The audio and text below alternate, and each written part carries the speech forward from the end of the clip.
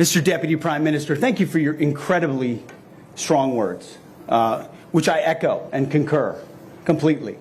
Our friendship, our bond is ironclad, and we came here specifically to reinforce that. I also want to thank your wife for being a part of this as well today, and your entire delegation. The warmth of the Polish people is very, very clear. It is a privilege to be here, and I do want to emphasize that it's quite intentional that our first European bilateral is right here in Poland. The symbolism is not lost. In fact, it is intentional.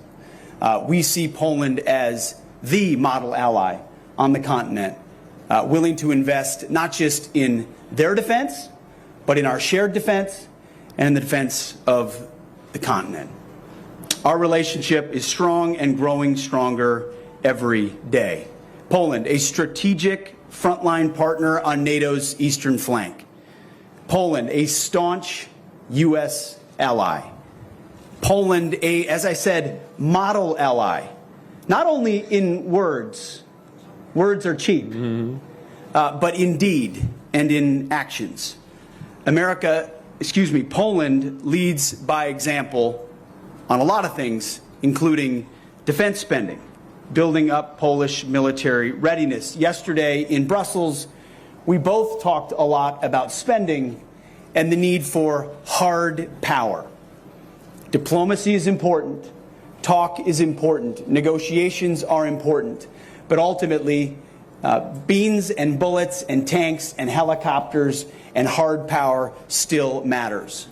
Poland understands that, and so do we. They're exceeding NATO burden-sharing commitments, and we're looking for even more ways to partner. You mentioned joint ventures, strategic partnerships. We are open and look forward to further solidifying how we can work together on as it pertains to our defense industrial bases. We want to achieve peace through strength together. Deterrence, that defense industrial base, that's Apaches, F-35s, HIMARS, Patriots, you name it. The more you have, the stronger we are. The more we can cooperate with those systems, the more interoperable our capabilities are, the better. I also want to thank you and the Polish people for the outstanding support of our forces that are deployed here. We have over 8,000 American troops in Poland. I had a chance to spend the morning with some of those U.S. troops. We ran the streets of Warsaw this morning in the snow. I'm from Minnesota, so I was used to it. It was about 25 to 30 U.S. soldiers and Marines. Had a chance to talk to them while we ran and did push-ups. And I asked them about their experience here in Poland. And some work directly with troops, others work in military sales, some work in POW and MIA remains recovery still. Each one of them had nothing but gushing compliments for the Polish people, for the Polish military, for the amount of support that they receive, for the true partnership, for the eagerness with which Polish troops work alongside American troops. We've seen plenty of examples across the globe as the United States of America, or where you work with allies who sometimes you wish wanted it just as much as we did. That's not a problem we have with Polish troops or here in Poland, and we thank you. And we thank your military for the immense amount of support they provide to ours. We also, investments by Poland makes it easier for us to be here as well.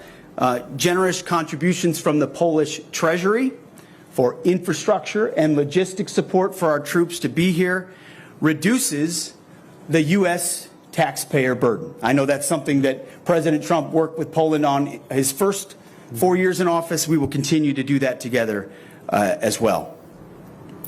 The level of partnership, just to underscore here, is unmatched in Europe. The common bond between our forces is unlike others in Europe. We have a shared warrior ethos, which we talked about, something I'm emphasizing, we're emphasizing at Donald Trump's Department of Defense.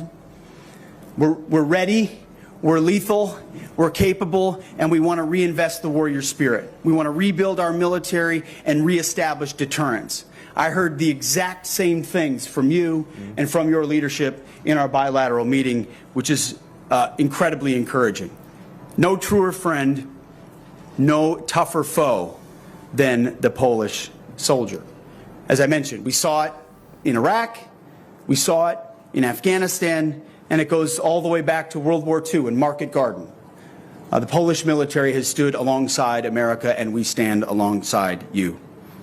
So thank you again for that robust partnership, for being a friend around the table of nations. Yes, at NATO, we are all friends, but sometimes you look out and see those that say we are with you when there are tough conversations to be had.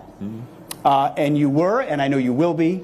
We look forward to leading those conversations and ensuring our deeds match our words, and your friendship is incredibly valued on behalf of the American people. Thank you for welcoming us. It's an honor to be here, sir. Thank you. Bardzo dziękuję. Proszę Państwa, mamy czas na 4 króciutkie pytania ze względu na napięcie. Now we have time for 4 short questions. The first question, Jan Piotrowski, TVN24. Hegseth, sir, just recently you've ruled out the possibility of restoring Ukrainian pre-2014 borders, but do you believe that there is a possibility to restore the border as it was before the full-scale invasion back in February 2022? Thank you. Thank you for the question, sir. I think anything is possible. I, as the Secretary of Defense, have a specific lane of the portfolio of what America is representing inside these negotiations. So my job today and in Brussels was to introduce realism to the conversation. The reality that returning to 2014 as borders as part of a negotiated settlement is unlikely. The reality of U.S. troops in Ukraine is unlikely. The reality of Ukraine membership in NATO as a part of a negotiated settlement, unlikely. And I stand by the comments that I made on that first day in the Ukraine contact group. And that's for all the press out there who it's difficult for them to understand that. We stand by the statements we made in reality about the status of U.S. forces or or Ukraine's involvement in NATO and the unlikely nature of that. That said, I would never put constraints around what the President of the United States would be willing to negotiate with the sovereign leaders of both Russia and Ukraine. I'm not here to put a left and right limit on those discussions. We've been here just simply to introduce realism into the expectations of our NATO allies to incentivize the opportunity for that negotiation. So what those borders ultimately look like, sir, remains to be seen. And I think is part of the discussion that would be had between our president, Zelensky, Putin, and likely Europe's involvement in those discussions as well. Thank you, sir. Bardzo dziękuję. Bardzo proszę. Mr. Secretary, are U.S. troops in Ukraine on the table? Vice President Vance says it is. And Panie Premierze, under what condition would Poland send forces to Ukraine as part of a peacekeeping mission? Well, the President has said multiple times inside his framework for discussions of this, and I just want to lay out that these are not comments or statements that I make in a vacuum or make without direct consultation with our team. So President Trump's national security team, from Mike Waltz to the Vice President to Secretary of State Marco Rubio, we're all on the same page. And our job is to ensure that our Commander-in-Chief, the President of the United States, has the full spectrum of options to bring this conflict, bring the killing to an end.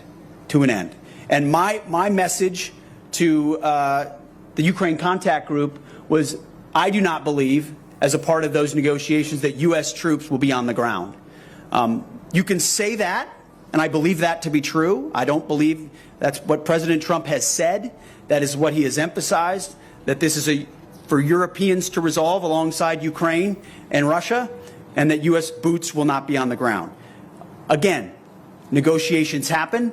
The President has latitude, and what happens in those negotiations is his prerogative because he is the American people's representative on the world stage. There's no daylight in those conversations. There's no daylight between myself and the Vice President. We are collective advocates on behalf of the President. He reserves the right to have any option as he discusses troops and partnerships and investment opportunities and frontline limits. Those are all what President Trump will negotiate with his counterparts.